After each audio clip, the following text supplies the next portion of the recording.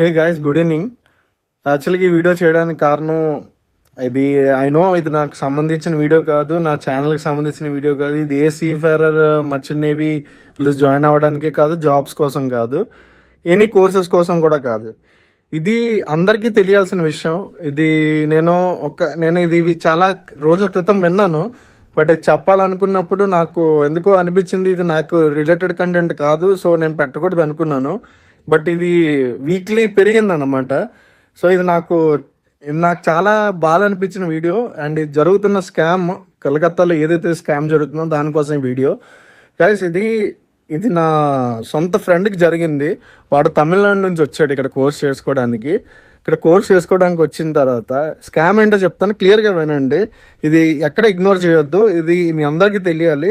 ఎవరైతే కొత్తగా జాయిన్ అవుతున్నారో వాళ్ళకి ఇంకా ఇంకా చాలా చాలా ఇంపార్టెంట్ ఇది. ఎవరైతే కొత్తగా వస్తున్నారో అనుకుంటున్నారో ఇక్కడ కోల్కతా వచ్చి కోర్సెస్ చేద్దాం అనుకుంటున్నారో, నాకు మిగతా సిటీస్ కోసం తెలీదు, చెన్నై ఈ సిటీస్ కోసం తెలీదు, బట్ ఇది మాకు చాలా ఇంపార్టెంట్. ఏంటంటే గైస్, వాడు ఇక్కడ ఒక అమ్మాయిని కలిశాడు ఒక డేటింగ్ యాప్లో. ఆ అమ్మాయితో పాటు డేట్కి వెళ్దాం అనుకున్నాడు, వెళ్ళాడు. ఆ అమ్మాయి ఏమంచి వాళ్ళ ఫ్రెండ్స్ని కూడా పట్టుకొచ్చింది, ముగ్గురిని. అండ్ వీడు కూడా వెళ్ళాడు. మొత్తం నలుగురు వెళ్ళారు. నలుగురు వెళ్ళాక ఒక 1 అవర్ చిట్ చాట్ చేసుకున్నారు ఇద్దరు అందరూ. ఐ మీన్ ఆ ముగ్గురు అమ్మాయిలు వీడు నలుగురు కాసేపు మాట్లాడుకున్నారు. ఒక 1 అవర్ మాట్లాడుకున్నాక ఏం చేద్దాం అని చెప్పి ఈ లోపల తనకి ఏదో కాల్ వచ్చిందని చెప్పి కిందకి వెళ్ళింది. తనతో పాటు వీళ్ళ ఫ్రెండ్స్ కూడా వాళ్ళ బ్రదర్ వచ్చాడని చెప్పి కలవడానికి అని చెప్పి తను కూడా వెళ్ళారు. సో వచ్చేస్తాడేమో అనుకున్నారు. ఒక 10 మినిట్స్ వెయిట్ చేసాడు, రాలేదు.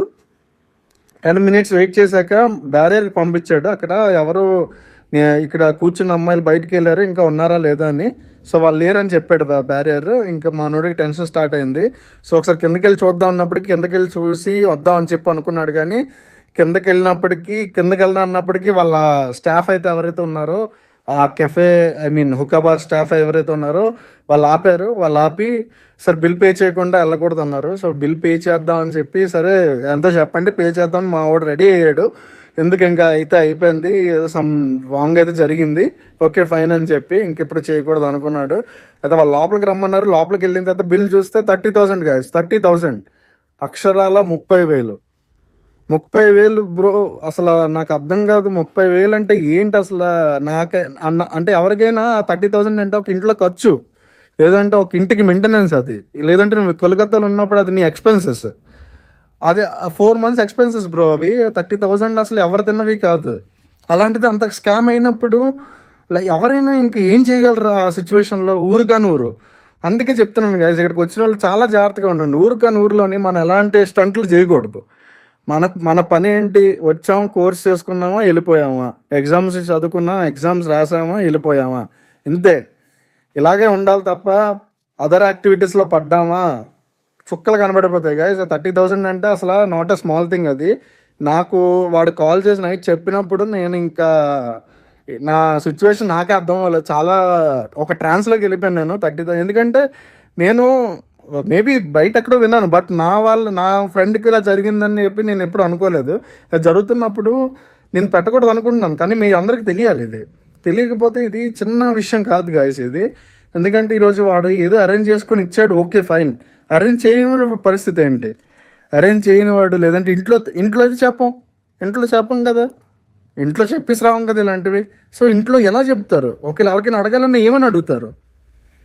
గైస్ ప్లీజ్, నేను ఇది ఒక నోటీస్లా చెప్తున్నాను. ఇది నోట్ చేసుకోండి ప్లీజ్. ఇక్కడికి వచ్చి మీరు అలాంటి డేటింగ్ యాప్స్ ముసుగులో కూడా పడొద్దు. ఆ స్కామ్ జరిగిందంటే మనం కోలుకోలేం.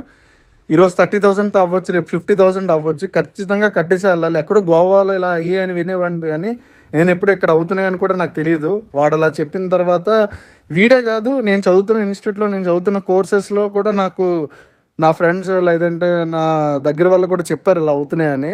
సో అందుకే వీడియో పెడుతున్నాను గైస్. ప్లీజ్ దయచేసి ఈ వీడియో పెట్టడానికి రీజన్ అదే. దయచేసి మీరు ఎవరైతే కొత్తగా వస్తున్నారో, లేదంటే ఎవరైతే సెకండ్ మినిట్స్ కోసం వచ్చి ఇక్కడ ప్రిపేర్ అవుతున్నారో, లేదంటే మన అడ్వాన్స్ కోర్సెస్ చేయడానికి, లేదంటే ఇంకేమైనా రీఫ్రెషర్ కోర్సెస్ చేయడానికి వస్తున్నారో, చాలా జాగ్రత్తగా ఉండండి.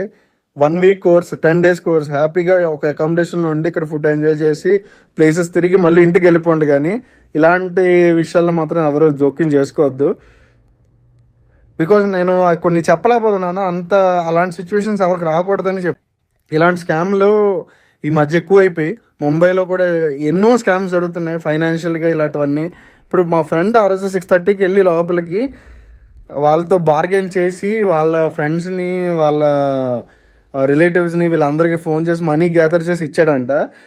ఇది అసలు ఎవరికి జరగకూడదు. ప్లీజ్ దయచేసి ఎవరైతే మీరు వస్తున్నారో వాళ్ళందరికీ షేర్ చేయండి. ఇన్ఫర్మేషన్ మీ వరకు వస్తుంది అనుకుంటున్నాను. ఎందుకంటే ఇలాంటి స్కాములు జరిగి మీరు బాధపడి డిప్రెషన్లోకి వెళ్ళిపోయి, ఎందుకంటే మేబీ కొంతమందికి ఆ 30,000 చిన్న అమౌంట్ కావచ్చు, బట్ 90% ఇది చాలా పెద్ద అమౌంట్. అది కూడా ఒక స్కామ్లో. మన ఓన్గా మనం ఖర్చు పెట్టుకోవచ్చు కదా, అంతేనా? మన ఓన్ నీడ్స్ మీద, లేదంటే మన కోసం ఒక షాపింగ్కో, లేదంటే ఎక్కడో ఫారెన్లో ఉన్నప్పుడు ఏదైనా షోర్లీకి వెళ్ళి ఒక షాపింగ్ చేద్దామన్న మొబైల్స్, ఎలక్ట్రానిక్స్ ఇలాంటి వాటి మీద ఖర్చు పెట్టినా తప్పలేదు. బట్ మన కోసం ఖర్చు పెట్టుకున్న దాని మీదకి ఇప్పుడు ఇలాగ ఒక స్కామ్లోని ఎందుకంటే ఆ అమ్మాయికి అడిగాడంట కూడా, నా దగ్గర ప్రెసెంట్ మనీ లేదు, నేను పే చేయడం కంటే లేదు నేను పే చేస్తాను, మీరు వరీ అవ్వద్దు, ఈ బిల్ నాది అని చెప్పిందట. సో చూడండి గైస్, అసలు ఎవరైనా ఎక్స్పెక్ట్ చేయగలం ఇలాంటి అవుతాయని. సో ప్లీజ్ దయచేసి ఎవరైతే వస్తుందాం అనుకుంటున్నారో, ఇది మళ్ళీ చెప్తున్నాను, అయినో నేను మళ్ళీ రిపీట్ చేస్తున్నానని, బట్ ఇది మైండ్లో పెట్టుకోండి.